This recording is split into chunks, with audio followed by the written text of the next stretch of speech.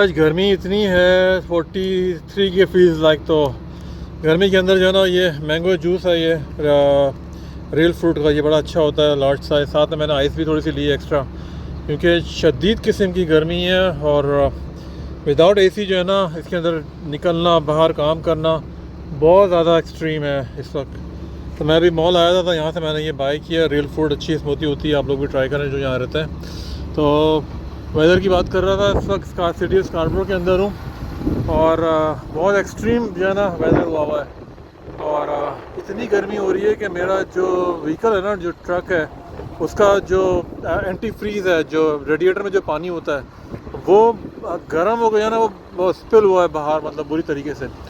तो बल्कि मैं बच भी गया उसके अंदर गर्म पानी से। तो बहुत शदीद गर्मी है बाहर, इसी के अंदर जो है ना वो निकलना ही पड़ता है, काम भी करना पड़ता है। Life in Canada. Thank you.